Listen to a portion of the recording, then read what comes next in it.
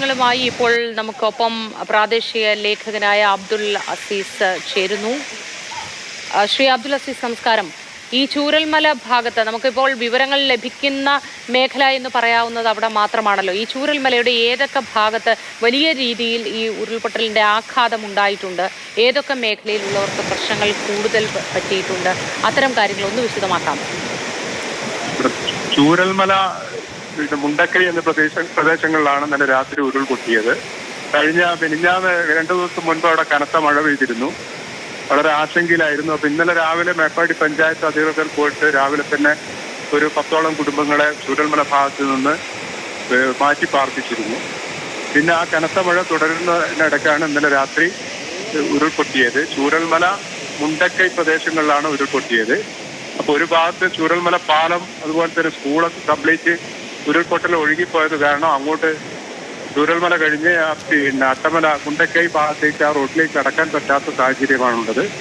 രക്ഷാപ്രവർത്തനം വളരെ ദുഷ്കരമായിട്ട് തുടരുന്നു. ഞാനിപ്പോൾ മിംസ് മെഡിക്കൽ കോളേജിലാണ് ഉള്ളത്, ഡോക്ടർ മൂപ്പൻസ് മെഡിക്കൽ കോളേജിലാണുള്ളത്. ഇപ്പോൾ 51 പേരോളം പരിക്കേറ്റവരെ ഇവിടെ അഡ്മിറ്റ് ആക്കിയിട്ടുണ്ട്. 4 മൃതദേഹങ്ങൾ ഇവിടെ ഇവിടുത്തെ മോർച്ചറിയിൽ സൂക്ഷിച്ചിട്ടുണ്ട്. അതുപോലെ തന്നെ മേപ്പാടി പൊതുജനാരോഗ്യ കേന്ദ്രത്തിൽ 4 മൃതദേഹങ്ങളുണ്ട്. ഇപ്പോ നമ്മളെ മന്ത്രി ശശീന്ദ്രൻ ഇവിടെ ഡോക്ടർ മൂപ്പൻസ് മെഡിക്കൽ കോളേജിൽ എത്തിയിട്ടുണ്ട്.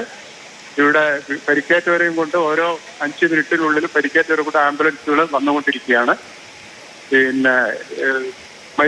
പരിക്കേറ്റ കാണാതായവരിൽ ഒറീസ സ്വദേശികളായിട്ടുള്ള 2 ഡോക്ടർമാരുണ്ട്. 4 ഡോക്ടർമാർ അവിടെ ഒരു ടൂറിസ്റ്റ് കേന്ദ്രമായ ആ പ്രദേശത്തെ ഒരു റിസോർട്ടിൽ താമസിച്ചു വരികയായിരുന്നു. അവരിൽ 2 പേരെ മിസ്സിംഗ് ആണ്. ഡോക്ടർ വിശ്വപ്രസാദ്, ഡോക്ടർ ശ്രുതി പാണ്ഡെ ഒറീസ സ്വദേശികളാണ്. ഇവർ 2 പേരും മിസ്സിംഗ് ആണ്. ഇവരെ സുഹൃത്തുക്കളായ ഡോക്ടർ പ്രിയദർശിനി, അതുപോലെ ഡോക്ടർ സുഹൃതി എന്നിവർ ഡോക്ടർ മൂപ്പൻസ് മെഡിക്കൽ കോളേജിൽ അഡ്മിറ്റ് ആയിട്ടുണ്ട്. ഇത്രയും കാര്യങ്ങളാണ് ഇപ്പൊ കിട്ടുന്നത്. ഈ മേഖലകളിൽ അവിടെ ഒരു സ്കൂളടക്കം വളരെ അപകടാവസ്ഥയിൽ നിൽക്കുന്നത് നമുക്ക് ദൃശ്യങ്ങളിൽ കാണാനാവുന്നുണ്ട്. ആ തരത്തിൽ അവിടെ രക്ഷാ ദൗത്യം പുരോഗമിക്കുന്നതായും പറയുന്നുണ്ട്. ആ മേഖലകളിൽ നിന്നുള്ള മറ്റെന്തെങ്കിലും വിവരങ്ങൾ നമുക്ക് ലഭ്യമാണോ ഇപ്പോൾ നിലവിലുള്ളത്?